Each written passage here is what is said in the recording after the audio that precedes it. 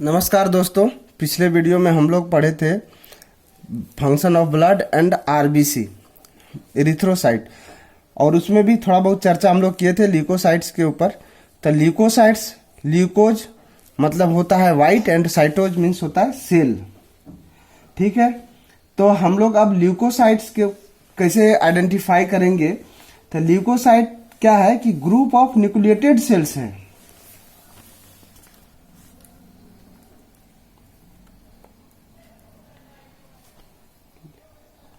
Leukocyte are a group of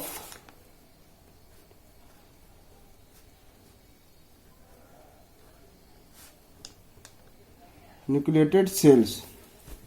ठीक है, ये दो टाइप के होते हैं। ल्यूकोसाइट जो होते हैं टू टाइप्स के होते हैं।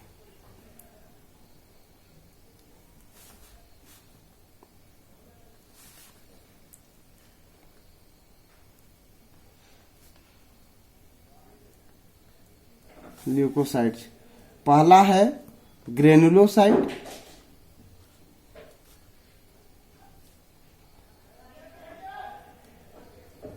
ग्रेनुलोसाइट। दूसरा है ए ग्रेनुलोसाइट।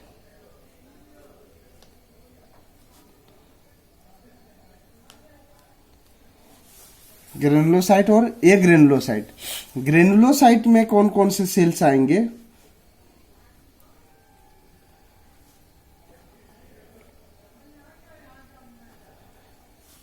ग्रेनुलोसाइट में आएंगे न्यूट्रोफिल,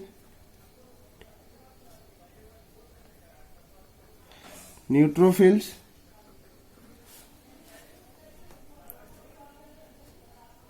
इशनोफिल,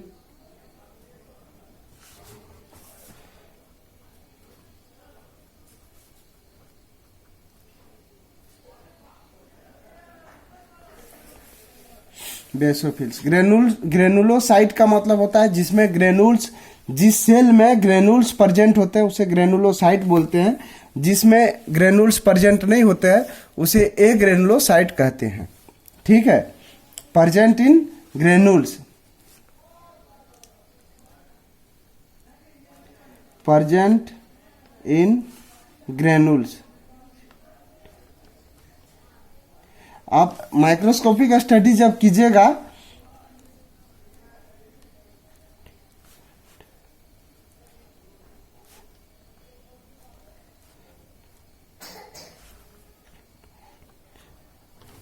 एब्सेंट इन ग्रेनुल्स। ठीक है, माइक्रोस्कोपिक स्टडी आप जब कीजिएगा तो आप माइक्रोस्कोप में जब देखिएगा तो न्यूट्रोफिल्स में ग्रेनुल्स पाए जाएंगे, स्नोफिल में ग्रेनुल्स पाए जाएंगे। बेसोफिल तो जनरली मिलता नहीं है, लेकिन बेसोफिल में भी ग्रेनुल्स रहते हैं। ठीक है, अब दूसरा हो गया ए ग्रेनुलोसाइट। ए ग्रेनुलोसाइट में क्या आएगा?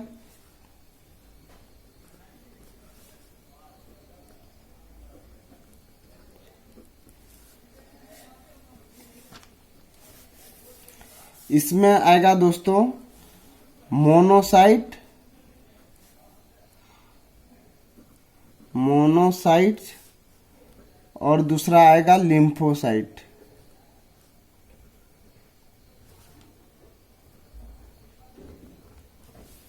Monocyte and lymphocyte. ठीक है, अब हम लोग ए ग्रेनुलोसाइट से शुरू करते हैं, एक एक के बारे में पढ़ते हैं। तो न्यूट्रोफिल क्या है, कैसे उसको पहचानेंगे?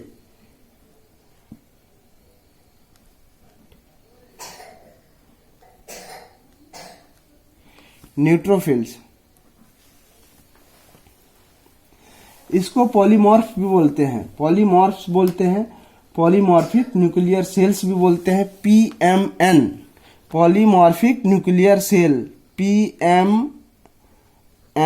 किताब में आप लोग देख लीजिएगा, पॉलीमॉर्फ भी बोलते हैं, पॉलीमॉर्फ न्यूक्लियर सेल भी बोलते हैं।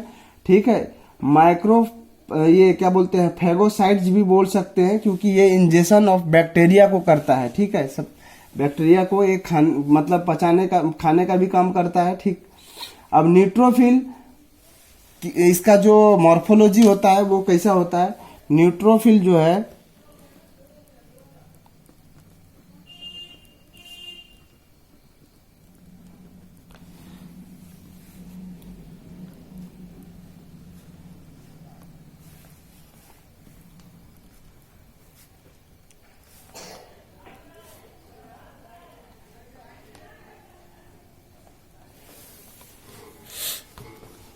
न्यूट्रोफिल जो होगा वो neutrophils measure 12 to 15 micrometre in diameter.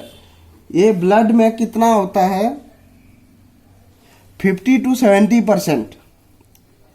Blood all over blood cells जब हम काउंट करेंगे तो परसेंटेज में 15 टू 70% जो होता है, या तो 40 टू 70% भी हम लोग बोल सकते हैं, ठीक है, ऑफ ल्यूकोसाइट्स।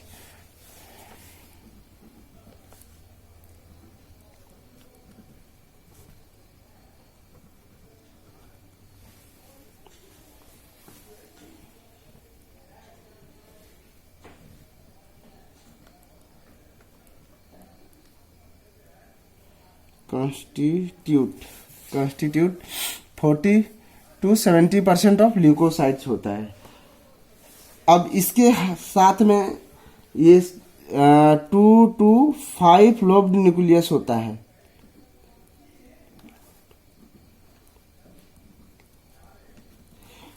न्यूक्लियस होता है।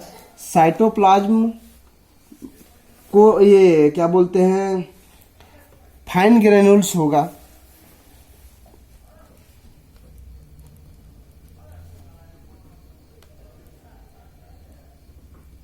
फाइन ग्रेन्यूल्स होगा। अब साइटोप्लाज्म का कलर इसका हल्का purple, granules rich in digestive enzyme होता है, जिसके चलते मतलब भारी मात्रा में डाइजेस्टिव एंजाइम होता है, जिसके चलते पर्पल कलर थोड़ा सा लेता है।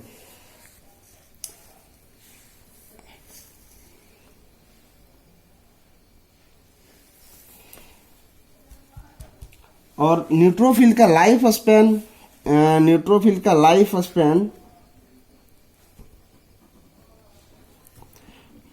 2 डेज होता है।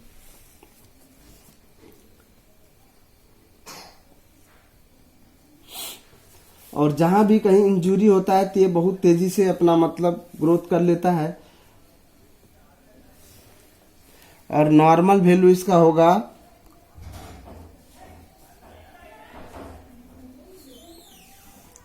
40 से 70%। अब दोस्तों हम लोग इस्नोफिल के बारे में चर्चा करेंगे।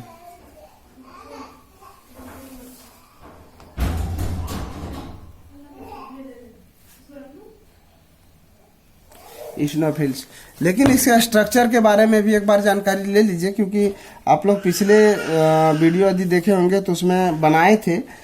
अब क्या पता उसमें अच्छा दिख रहा होगा कि नहीं, लेकिन मैं अभी दोबारा बना देता हूँ। ये न्यूट्रोफिल का स्ट्रक्चर कुछ इस टाइप से होगा।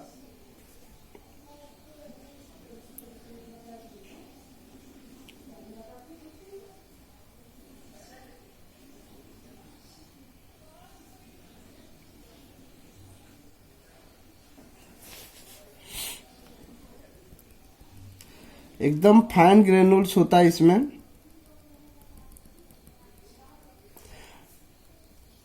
जितने भी सेल्स हैं, जिसका भी हम लोग लिस्मान स्टैंड करेंगे, न्यूक्लियस का कलर ब्लू होगा और साइटोप्लाज्म का कलर पिंक होता है, ठीक है।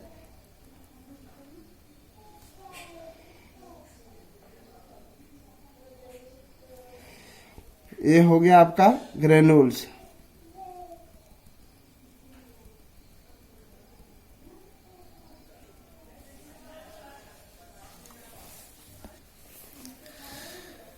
दोस्तों ये न्यूक्लियस हो गया, ये ग्रेन्यूल्स हो गया। ये जो डॉट डॉट डॉट डॉट दिख रहा है ये ग्रेन्यूल्स है, और उसके जो साइड में उसके बीच में जो दिख रहा है वो साइटोप्लाज्म है, ठीक है। अब हम लोग पढ़ते हैं इस्नोफिल के बारे में। तो इस्नोफिल क्या है, कैसा होता है, इसका मॉर्फोलॉजी। तो इस्नोफिल का मेजरमेंट होता है 12 से 15 माइक्रोमीटर।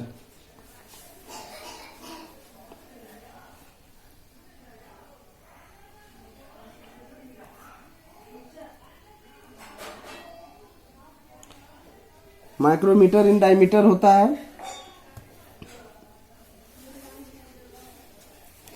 और इसमें कितने न्यूक्लियस होते हैं? Bilobe nucleus.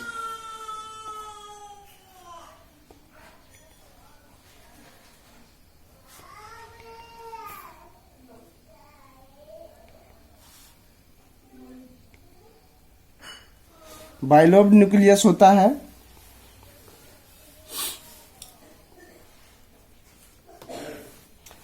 और इसमें लार्ज अमाउंट में कोर्स ग्रेनुल्स होगा।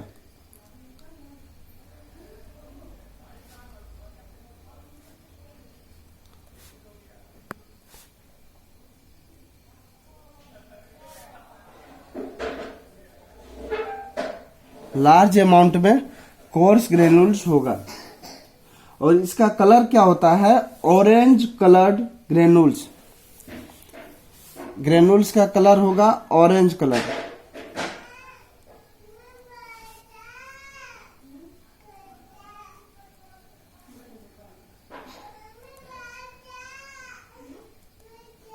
ग्रेनुल्स।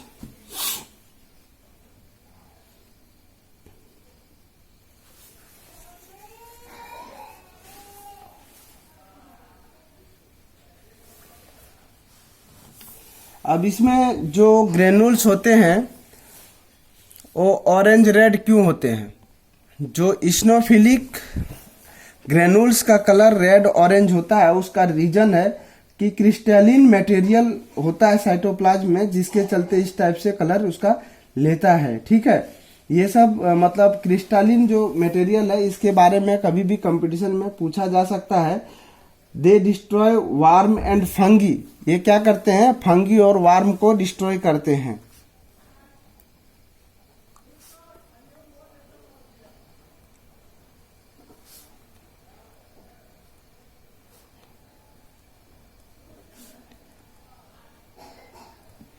फंगी। इस्नोफिल का नॉर्मल वैल्यू होगा 1 to 5%।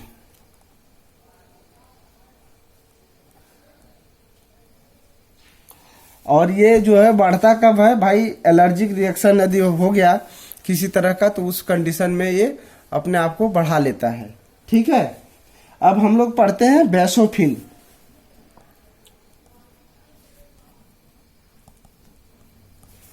बेसोफिल्स में क्या है कि बेसोफिल का मेजरमेंट होता है आपका 10 से 12 माइक्रोमीटर।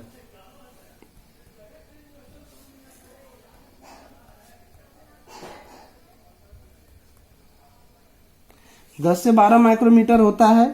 और इसके साथ में उसको क्या बोलेंगे, जैसे कंस्ट्रक्टेड न्यूक्लियस होता है। ठीक है, कंस्ट्रक्टेड न्यूक्लियस होता है। साइटोप्लाज्म जो होता है उसका ब्लू कलर का होगा और ब्लैक ग्रेनुल्स होंगे।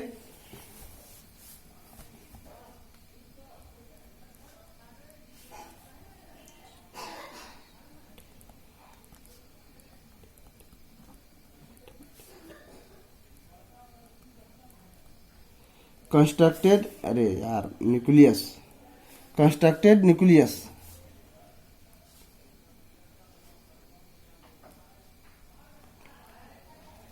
कंस्ट्रक्टेड न्यूक्लियस होगा।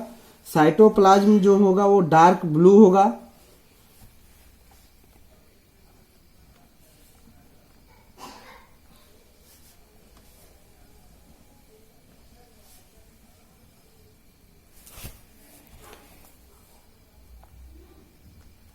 ग्रेनुल्स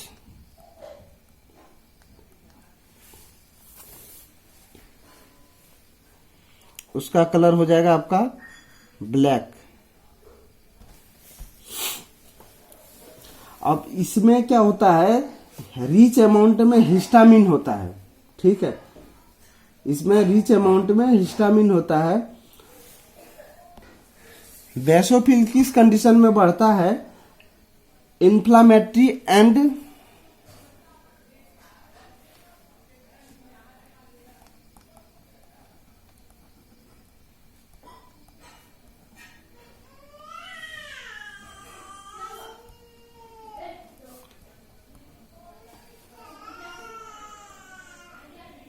एलर्जिक रिएक्शन,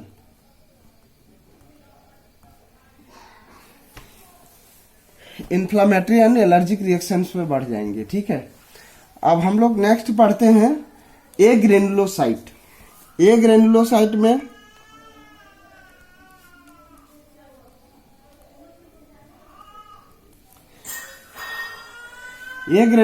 में हम लोग लिम्फोसाइट के बारे में पढ़ेंगे।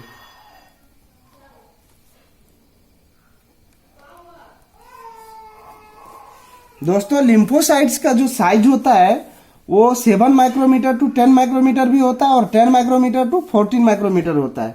ठीक है, लार्ज लिम्फोसाइट का नाम सुने होंगे। लार्ज लिम्फोसाइट हम लोग जिसको बोलेंगे वो 10 टू 14 माइक्रोमीटर होता है और जो स्मॉल लिम्फोसाइट होता है मतलब नॉर्मल लिम्फोसाइट है वो 7 टू 10 माइक्रोमीटर होता है।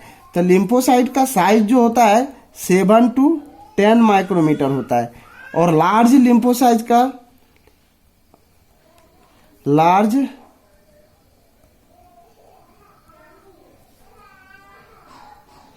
लिम्फोसाइट्स का साइज होता है 10 से 14 माइक्रोमीटर इन डायमीटर।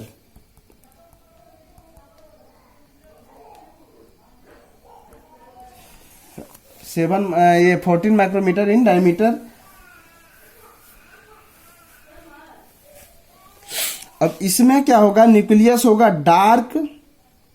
डार्क और उसको क्या बोलते हैं, भरा हुआ न्यूक्लियस होगा।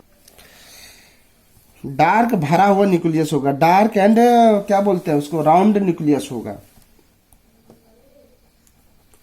Dark and round nucleus.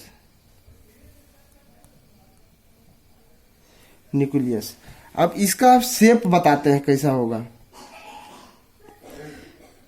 ये देखिए, ये समझ लीजिए लिम्फोसाइट है। कभी कभी लिम्फोसाइट का साइज पूरा होगा इस टाइप से, पूरा ये समझ लीजिए लिम्फोसाइट है। तो मैं दोस्तों बाद में कभी इसका जो है पिक्चर, माइक्रोस्कोपिक पिक्चर भी ये वीडियो में डालूंगा। मेरे पास बहुत सारे गैलरी में भरा हुआ है तो उसको डाल देंगे आरबीसी प्लेटलेट वगैरह को इंडिकेट करके। तो अभी इसको आप देख लीजिए। अब इस्नोफिल का जो है, इस्नोफिल का साइज नहीं बताए थे तो उसका हम बता देते हैं एक बार। इस्नोफिल का जो स्ट्रक्चर होगा वो कुछ इस टाइप से होगा।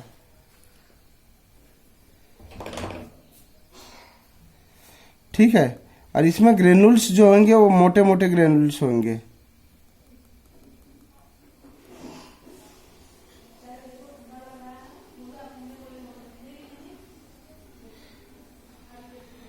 ये हो गया आपका इस्नोफिल। ये रेड ऑरेंज कलर का होता है, कभी कभी ब्लू कलर ले लेता है गलती से। ठीक है, ये हो गया आपका इस्नोफिल। इसमें 2 न्यूक्लियस से ज़्यादा नहीं रहता है और अब नॉर्मल तो कुछ भी हो सकता है दोस्तों। तो अब हम लोग पढ़ते हैं लिम्फोसाइट। जो पढ़ रहे थे लिम्फोसाइट का सेल, तो आप ये साइज वगैरह तो आप लोग पहचान लिए किस टाइप से होता है। और ये क्या करता है, ये हम लोगों को किसी भी तरह के इन्फेक्शन से मतलब बचाता है। ठीक है, पैरासाइटिक इन्फेक्शन हो तो इसमें क्या है, एक तरह से आपका इम्यूनिटी का भी काम करता है। ठीक है, ये इसमें टी सेल जो होता है, टी सेल रिस्पॉन्सिबल होता है मेडिएटेड इम्यूनिटी के लिए। ठीक है, टी सेल जो होता है वो मेडिएटेड इम्यूनिटी के लिए ये होता है, क्या बोलते हैं, रिस्पॉन्सिबल होता है। और बी सेल जो होता है वो differentiate into plasma cells participate in humoral immunity के लिए होता है। तो हम लोग इसको शॉर्ट में पढ़ लीजिए कि टी सेल जो है,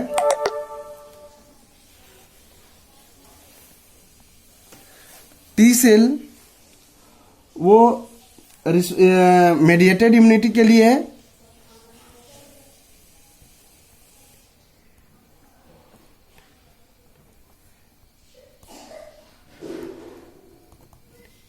मेडिएटेड इम्यूनिटी के लिए है।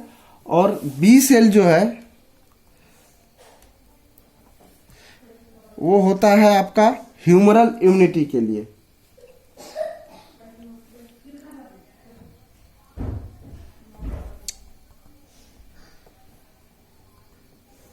ये आपका पूछता है, ये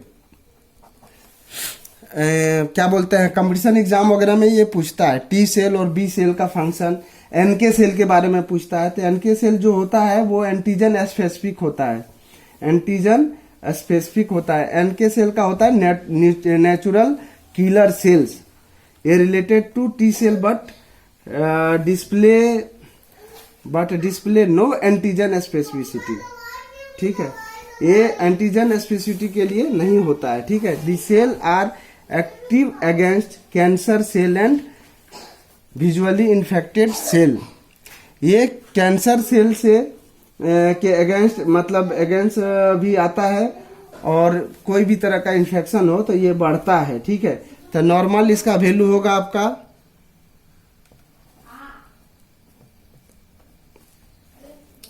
20 से 40%। अब नेक्स्ट है आपका मोनोसाइट। मोनोसाइट का साइज क्या होगा?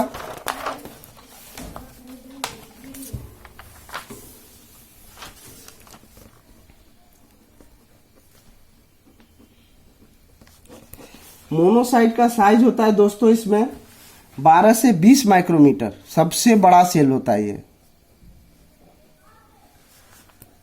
इन डायमीटर। ठीक है, largest cell with large nuclei, इसमें सबसे बड़ा सेल वो भी होता है और लार्ज न्यूक्लियाई भी होता है। इसका ग्रेनुल्स लाइट माइक्रोस्कोप में आपका विजिबल नहीं होता है, इसमें ग्रेनुल्स आपको नहीं होता है, इसलिए इसको हम लोग काउंट करते हैं ए ग्रेनुलोसाइट में। ठीक है, ये कब बढ़ेगा भाई? साल्मोनेला टाइफी में। ठीक है, और नॉर्मल वैल्यू इसका होगा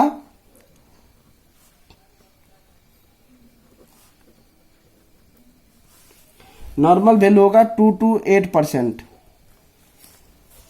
अब थ्रोम्बोसाइट क्या होता है? थ्रोम्बोज का मतलब होता है क्लॉट और साइटोज का मतलब होता है सेल। ठीक है,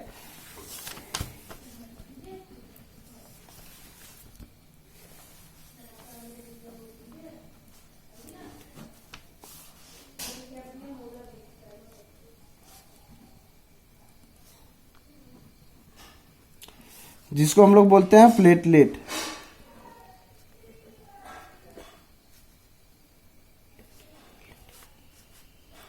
प्लेटलेट, थ्रोम्बोसाइट, थ्रोम्बोज, क्लॉट और साइटोज सेल, और दूसरा इसको हम लोग बोलते हैं प्लेटलेट। ये क्या करता है? इसका फंक्शन होता है कोगुलेशन फैक्टर में। ठीक है, अब इसका साइज कितना होगा? इसका साइज होगा 2 to 4 माइक्रोमीटर इन डायमीटर। ठीक है, these possess 2 membrane glycoproteins, these possess 2 membrane